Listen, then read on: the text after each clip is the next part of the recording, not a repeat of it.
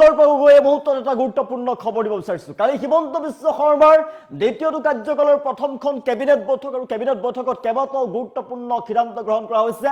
ইউচিচিৰ পৰা আৰম্ভ কৰি 2 লাখ নতুনকৈ চাকৰি প্ৰদান কৰা পৰ্যন্ত 12টাকৈ গুৰুত্বপূৰ্ণ সিদ্ধান্ত গ্ৰহণ কৰা হৈছে। কি গুৰুত্বপূৰ্ণ সিদ্ধান্ত গ্ৰহণ কৰিছে হিমন্ত কেবিনেটে এবত সবিস্তাৰ জনাইছো। ব্ৰেকিং এবত জনাইছো গুৰুত্বপূৰ্ণ খবৰ। হিমন্ত বিশ্ব শৰ্মাৰ প্ৰথমখন কেবিনেটত 12টা গুৰুত্বপূৰ্ণ সিদ্ধান্ত গ্ৰহণ কৰা হৈছে। দ্বিতীয়টো কাৰ্যকালৰ প্ৰথমখন কেবিনেট বৈঠকত ইউচিচিৰ খচৰা অনুমোদন কৰা হৈছে। 26 মেত বিধানসভাত উত্থাপন কৰা হ'ব ইউচিচি। শীঘ্ৰে সময়ত ইউচিচি বলবৎ হ'ব। জনজাতীয় সমাজক ইউচিচিৰ পৰিসৰৰ পৰা বাহিৰত ৰখাৰ সিদ্ধান্ত গ্ৰহণ কৰা হৈছে কেবিনেটত। ৰাজ্যত চৰকাৰ ব্যয় কমাবলৈ কঠোৰ পলিচি আৰম্ভ কৰা হ'ব, কঠোৰ পদক্ষেপ গ্ৰহণ কৰা হ'ব। আৰু মুখ্যমন্ত্ৰী আৰু আমোলাৰ VIP কনভয়ৰ গাড়ীৰ সংখ্যা হ্ৰাস গুৰুত্বপূৰ্ণ সিদ্ধান্ত গ্ৰহণ কৰা হৈছে হিমন্ত কেবিনেটত। চৰকাৰী ইন্ধন ব্যয় 20% কমোৱাৰ লক্ষ্য নিৰ্ধাৰণ কৰা হৈছে। চৰকাৰী ইন্ধন কম কৰা হ'ব। আগন্তুক 6 মাহলৈ নতুন চৰকাৰী বাহন ক্ৰয় নকৰে চৰকাৰে। চৰকাৰী বিষয়া কৰ্মচাৰীৰ বিদেশ ভ্ৰমণতো নিষেধাজ্ঞা জাৰি কৰা হৈছে। চৰকাৰী বিষয়া কৰ্মচাৰীৰ বিদেশ ভ্ৰমণত নিষেধাজ্ঞা কৰা হৈছে। ইলেক্ট্ৰিক বাহন ব্যৱহাৰত অধিক গুৰুত্ব দিয়াৰ সিদ্ধান্ত গ্ৰহণ কৰা হৈছে। নতুনকৈ ৰাজ্যত ওলাব চাকৰি। ৰাজ্যত নতুনকৈ 2 লাখ সংস্থাপনৰ লক্ষ্যৰে বিশেষ ৰুটমেপ প্ৰস্তুত কৰাৰ নিৰ্দেশ প্ৰদান কৰা হৈছে।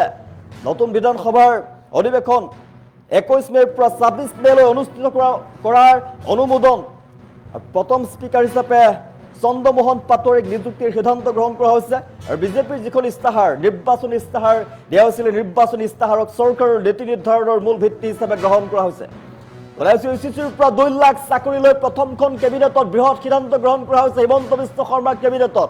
কালি হিমন্ত বিশ্ব শৰ্মাৰ দ্বিতীয়টো কাৰ্যকালৰ প্ৰথমখন কেবিনেট বৈঠক অনুষ্ঠিত হয় আৰু প্ৰথমখন কেবিনেটত গুৰুত্বপূৰ্ণ সিদ্ধান্ত গ্ৰহণ কৰা হৈছে।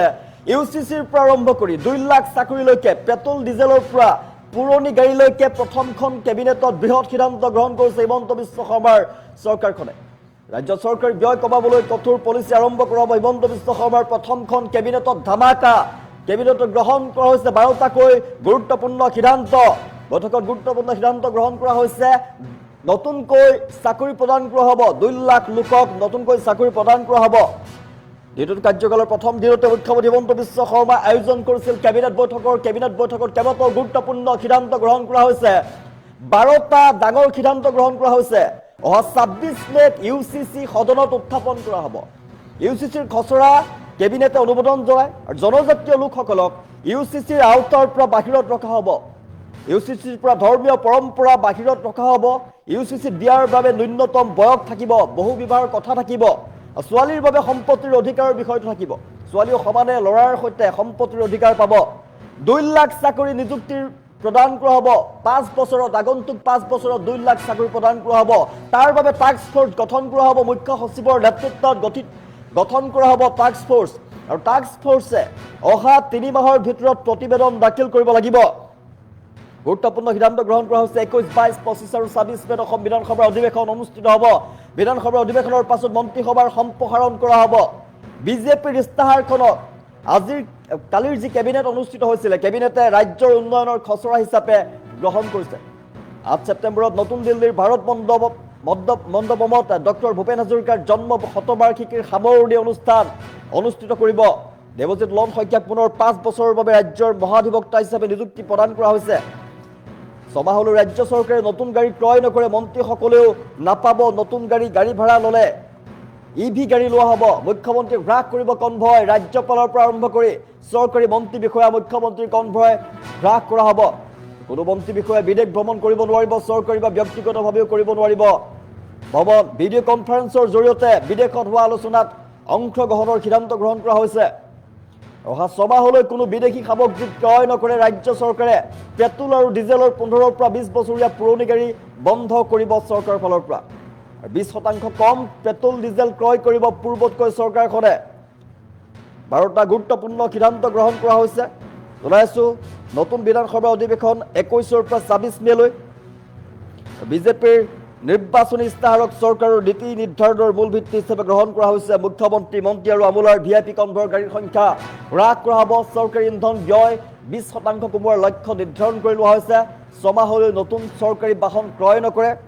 চৰকাৰী বিষয়া কৰ্মচাৰীৰ বিদেশ ভ্ৰমণত নিষেধাজ্ঞা ইলেক্ট্ৰনিক বাহন ব্যৱহাৰত গুৰুত্ব প্ৰদান কৰিব চৰকাৰখনে নতুনকৈ 2 লাখ লোকক সংস্থাপনৰ লক্ষ্য বান্ধি লৈছে নতুনকৈ 2 লাখ চাকৰি প্ৰদান কৰা হ'ব নতুন বিধানসভাৰ অধিৱেশন 21 পৰা 26 মেলৈ প্ৰথম অনুষ্ঠিত হ'ব বিজেপিৰ যিখন ইস্তাহাৰ নিৰ্বাচনৰ পূৰ্বে যিখন ইস্তাহাৰ প্ৰকাশ কৰা হৈছিল সেই ইস্তাহাৰখনৰ মতে কাম কৰিব প্ৰতিশ্ৰুতি পালন কৰিব চৰকাৰে ইস্তাহাৰক চৰকাৰৰ নীতি নিৰ্ধাৰণৰ মূল ভিত্তি হিচাপে গ্ৰহণ কৰিছে 12টাকৈ গুৰুত্বপূৰ্ণ সিদ্ধান্ত গ্ৰহণ কৰা হৈছে জনজাতীয় সমাজক ইউচিচিৰ পৰিসৰৰ বাহিৰত ৰখাৰ সিদ্ধান্ত গ্ৰহণ কৰা হৈছে শীঘ্ৰেই ইউচিচি বলবৎ হ'ব অসমত মুখ্যমন্ত্ৰী মন্ত্ৰী আমোলাৰ ভিআইপি গাড়ীৰ কনভয়ৰ গাড়ীৰ সংখ্যা হ্ৰাস কৰা হ'ব ছমাহলৈ নতুন চৰকাৰী বাহন ক্ৰয় নকৰে চৰকাৰে ইলেক্ট্ৰিক বাহনত গুৰুত্ব প্ৰদান কৰিব চৰকাৰে 2 লাখ নতুন চাকৰি প্ৰদান কৰা হ'ব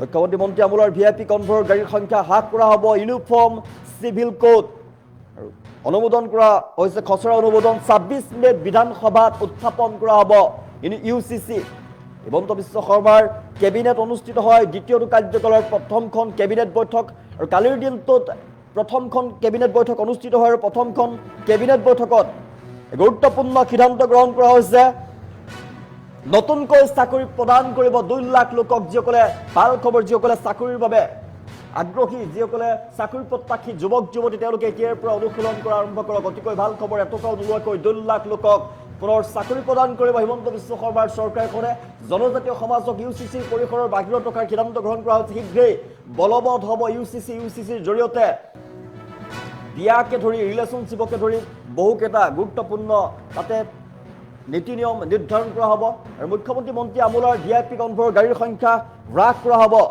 চৰকাৰে পেট্ৰল ডিজেলৰ ক্ষেত্ৰতো সিদ্ধান্ত গ্ৰহণ কৰা হৈছে ইলেক্ট্ৰিক বাহনত অধিক গুৰুত্ব প্ৰদান কৰাৰ সিদ্ধান্ত গ্ৰহণ কৰা হৈছে কেইবাটাও গুৰুত্বপূৰ্ণ সিদ্ধান্ত গ্ৰহণ কৰা হৈছে ছমাহলৈ বিদেশ ভ্ৰমণ নকৰে ছমাহলৈ কোনো বিদেশী সামগ্ৰী ক্ৰয় নকৰে ৰাজ্য চৰকাৰে পেট্ৰল ডিজেলৰ 15 পৰা 20 বছৰীয়া পুৰণি গাড়ী বন্ধ কৰিব চৰকাৰৰ ফালৰ পৰা 20% কম পেট্ৰল ডিজেল ক্ৰয় কৰিব পূৰ্বতকৈ চৰকাৰে মুখ্যমন্ত্ৰীয়ে হ্ৰাস কৰিব কনভয় ৰাজ্যপালৰ পৰা আৰম্ভ কৰি চৰকাৰী মন্ত্ৰী বিষয়াৰ মুখ্যমন্ত্ৰী কনভয় হ্ৰাস কৰা হ'ব ছমাহলৈ ৰাজ্য চৰকাৰে নতুন গাড়ী ক্ৰয় নকৰে মন্ত্ৰীসকলেও নাপাব নতুন গাড়ী দেৱজিৎ লন শইকীয়াক পুনৰ 5 বছৰৰ বাবে মহাধিবক্তা হিচাপে নিযুক্তি প্ৰদান কৰা হৈছে 8 ছেপ্টেম্বৰত নতুন দিল্লীৰ ভাৰত মণ্ডপমত ডক্টৰ ভূপেন হাজৰিকাৰ জন্ম শতবাৰ্ষিকী সামৰণি অনুষ্ঠান অনুষ্ঠিত হ'ব 21, 22, 25, 26 অসমত বিধানসভাৰ অধিৱেশন অনুষ্ঠিত হ'ব মন্ত্ৰীসভাৰ অধিৱেশনৰ পাছতে মন্ত্ৰীসভাৰ সম্প্ৰসাৰণ কৰা হ'ব গুৰুত্বপূৰ্ণ সিদ্ধান্ত 2 লাখ চাকৰিত নিযুক্তিৰ বাবে টাস্ক ফ'ৰ্চ গঠন কৰা হ'ব মুখ্য সচিবৰ নেতৃত্বত গঠিত টাস্ক ফ'ৰ্চে অহা 3 মাহৰ ভিতৰত প্ৰতিবেদন দাখিল কৰিব ইউচিচিৰ অনুমোদন ইউচিচি খচৰা কেবিনেট অনুমোদন জনাই কালিৰ কেবিনেটত জনজাতীয় লোকসকলক ইউচিচিৰ আওতাত ৰখা হ'ব ইউচিচিৰ পৰা ধৰ্মীয় পৰম্পৰা বাহিৰত ৰখা হ'ব ইউচিচিত বিয়াৰ বাবে ন্যূনতম বয়স থাকিব বহু বিবাহৰ কথা থাকিব ছোৱালীৰ বাবে সম্পত্তিৰ অধিকাৰৰ বিষয়টো থাকিব গুৰুত্বপূৰ্ণ সিদ্ধান্ত গ্ৰহণ কৰা হৈছে কি গুৰুত্বপূৰ্ণ সিদ্ধান্ত গ্ৰহণ কৰিছে কালিৰ কেবিনেটে এই মুহূৰ্তত মুখ্যমন্ত্ৰী হিমন্ত বিশ্ব শৰ্মাৰ মন্তব্য আছে কি ঘোষণা কৰিছিলে মুখ্যমন্ত্ৰীগৰাকীয়ে কি গুৰুত্বপূৰ্ণ সিদ্ধান্ত গ্ৰহণ কৰিছে বৰ্তমান আগবঢ়াইছো ছমাহ অসম চৰকাৰে কোনো নতুন গাড়ী মটৰ ক্ৰয় নকৰে অৰ্থাৎ নতুন মন্ত্ৰীসকলকো অহা ছমাহলৈকে নতুন গাড়ী দিয়া নহ'ব আমাৰ বৰ্তমান যি পুৰণা গাড়ী আছে আমি সেই গাড়ীয়েদি আমাৰ কাম চলাব লাগিব দ্বিতীয়তে যিকেইটা আমি অনুমতি ইতিমধ্যে দিলোঁ কিন্তু অহা কালিৰ পৰা প্ৰযোজ্য হোৱাকৈ ছমাহ কোনো চৰকাৰী বিষয়া নিজৰ খৰচতো বিদেশ ভ্ৰমণ নকৰিব বহুত সময়ত মানুহে কয় এজন অফিচাৰে কয় যে মই হলিডেত যাব খুজিছোঁ থাইলেণ্ড ছিংগাপুৰ আৰু আমি এইটো লিবাৰেলি আমি অনুমতি দিওঁ কিন্তু বৰ্তমান ছমাহৰ কাৰণে এক্সেপ্ট মেডিকেল ৰিজনক বাদ দি কোনো চৰকাৰৰ মন্ত্ৰী বা বিষয়াই বা কৰ্মচাৰীয়ে বিদেশ ভ্ৰমণ কৰিব নোৱাৰিব ছমাহৰ কাৰণে বোথ অফিচিয়েল এণ্ড পাৰ্চনেল কোনো ধৰণৰ অফিচিয়েলিও বিদেশ ভ্ৰমণ নকৰে আৰু ব্যক্তিগত টকা দিও বিদেশ ভ্ৰমণ নকৰে চৰকাৰী বিদেশ ভ্ৰমণ অকল মুখ্যমন্ত্ৰীৰ আগতীয়া অনুমতিৰে সম্ভৱ হ'ব কিন্তু চৰকাৰী বিদেশ ভ্ৰমণৰ ক্ষেত্ৰতো সেমিনাৰ বা কনফাৰেন্সত আমি যিমান দূৰ সম্ভৱ হয় গুৱাহাটীৰ পৰাই ভিডিঅ' কনফাৰেন্সত অংশগ্ৰহণ কৰিবলৈ আমাৰ বিষয়াসকলক আমি অনুৰোধ কৰিছোঁ ৰাজ্যপালৰ পৰা আৰম্ভ কৰি আমাৰ প্ৰতিটো পৰ্যায়ৰ চৰকাৰী বিষয়া মন্ত্ৰীসকলৰ কনভয়সমূহ সৰু কৰা হ'ব নিৰাপত্তাৰ দিশটোক বাদ দি তাৰ এই গোটেই কনভয়খিনি আমি সংখ্যা হ্ৰাস কৰিবৰ কাৰণে আজি আমি সিদ্ধান্ত লৈছোঁ মন্ত্ৰী হওক অফিচাৰ হওক বা মুখ্যমন্ত্ৰী হওক ৰাজ্যপাল হওক সকলোৰে কনভয়বিলাক ডাউন চাইজ কৰা হ'ব এটলিষ্ট ফৰ নেক্সট 6 মান্থ যোৱা বছৰৰ তুলনাত এই বছৰ অসম চৰকাৰৰ পেট্ৰল ডিজেল খৰচ যেটো চৰকাৰে আমি গাড়ীত খৰচ কৰোঁ it will be cut by 20% by reducing toll আৰু 2-4খন গাড়ী বেছিকৈ খৰচ নকৰি আমি চৰকাৰে যিমান টকাৰ তেল কিনে যোৱা বছৰৰ তুলনাত এই বছৰ আমি 20% ডিজেল আৰু পেট্ৰলত আমি কম খৰচ কৰিম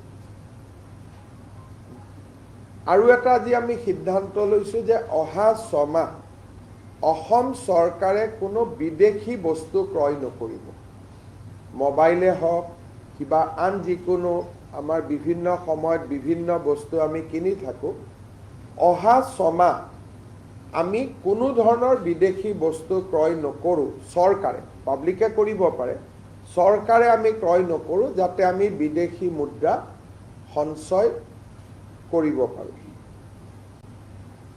আমি অহা 6 মাহ সেমিনাৰ ওয়াৰ্কশপ আমি একো নাপাতো যাতে মানুহ আহিবলগীয়া নহয় কিন্তু through video' conference seminar workshop পাতি থাকিব পাৰিব physical seminar and workshop will not be held 6 month চৰকাৰে যদি গাড়ী ভাড়া লয় আমি ইভি ভেহিকল হায়াৰ কৰিবৰ বাবে সিদ্ধান্ত লৈছোঁ আৰু যিমান অসমত ওল্ড ভেহিকল আছে 20 বছৰ 15 বছৰ পুৰণা যিমান পাৰি আমি স্ক্ৰেপিং কৰিবৰ কাৰণে আমি সিদ্ধান্ত লৈছোঁ গতিকে প্ৰধানমন্ত্ৰী ডাঙৰীয়াৰ আবেদনৰ লগত সংগতি ৰাখি আজি আমি এইকেইটা অস্ত্ৰেটি মিজা গ্ৰহণ কৰিছোঁ 20% ফিউৱেল কাট এইটো এটা খুব ইম্পৰ্টেণ্ট যে আমি গভৰ্ণমেণ্ট এক্সপেণ্ডিচাৰ নকৰোঁ private foreign travels from government employees also banned convoy size will be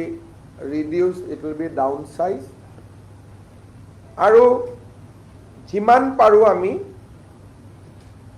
video' মাধ্যমেৰে চৰকাৰৰ কামকাজ পৰিচালনা কৰাৰ বাবে আমি চেষ্টা কৰিম আজি কেবিনেটে পাছ কৰা খচৰা অনুসৰি এই ইউনিফৰ্ম সিভিল কোডৰ পৰা জনজাতীয় লোকসকলক both hills and tribe plains জনজাতীয় লোকসকলক ইউচিচিৰ আওতাৰ পৰা বাহিৰত ৰখা হ'ব আৰু এই ইউচিচিখনে কোনো ধৰণৰ ধৰ্মীয় ৰীতি নীতি কাষ্টমছ ট্ৰেডিশ্যন এইকেইটাকো ইউচিচিৰ আওতাৰ পৰা সম্পূৰ্ণ বাহিৰত ৰখা হৈছে আমাৰ মনত কিছুমানে প্ৰশ্ন কৰিব পাৰে যে এটা ইউচিচি মতে পূজা হ'ব নেকি ইউচিচি মতে নাম প্ৰসংগ হ'ব নেকি এই ধৰণৰ প্ৰশ্নবিলাক যাতে উত্থাপন নহয় সেই কাৰণে ইউচিচিৰ পৰা ধৰ্মীয় পৰম্পৰা সম্পূৰ্ণৰূপে বাহিৰত ৰখা হৈছে তাৰমানে ৱে অফ প্ৰেক্টিচিং ৰিলিজিয়ন নামাজ কেনেকৈ পঢ়িব লাগে তাত কোনো চৰকাৰৰ মতামত নাই ইউচিচিয়ে তাক ডিল নকৰে পূজা কেনেকৈ কৰিব লাগে সি ইউচিচিৰ ভিতৰত নপৰে চক্ৰং বিয়া কেনেকৈ পাতিব লাগে শিখৰ বিয়া কেনেকৈ পাতিব লাগে এই কথাবিলাক ইউচিচিত নাহে। ইউচিচিত মাত্ৰ 4টা বিষয় আহিব। বিয়াৰ বাবে ন্যূনতম বয়স নিৰ্ধাৰণ হ'ব, পলিগেমি নাথাকিব, সম্পত্তিৰ অধিকাৰৰ ওপৰত থাকিব যে ছোৱালীয়েও সম্পূৰ্ণ অধিকাৰ পাব পাৰিব, লিভ ইন ৰিলেশ্যনশ্বিপৰ ওপৰত থাকিব।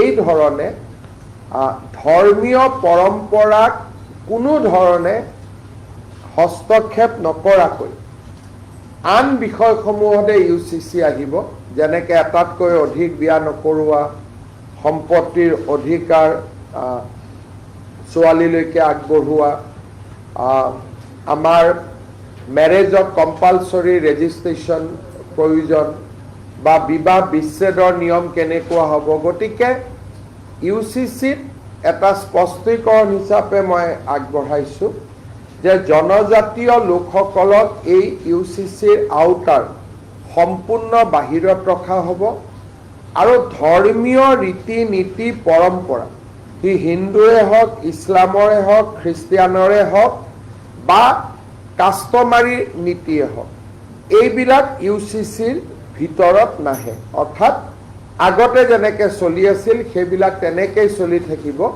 ই ইউচিচিৰ ছাবজেক্ট মেটাৰ নহয়। ৰিচুৱেলছ, কাষ্টম, ধৰ্মীয় ৰীতি নীতি ইউচিচিৰ ভিতৰত নপৰে। আজি আমাৰ কেবিনেটে 2 লাখ চৰকাৰী চাকৰি আমি কি ধৰণে কেনেকৈ দিব পাৰিম এই বিষয়ে সিদ্ধান্ত ল'বৰ কাৰণে মুখ্য সচিবৰ অধীনত এটা টাস্ক ফ'ৰ্চ গঠন কৰি দিছে আৰু 3 মাহৰ ভিতৰত এই টাস্ক ফ'ৰ্চে ৰিপৰ্ট দিব যে কেনেকৈ অহা 5 বছৰত আমি 2 লাখ চৰকাৰী চাকৰি দিব পাৰোঁ।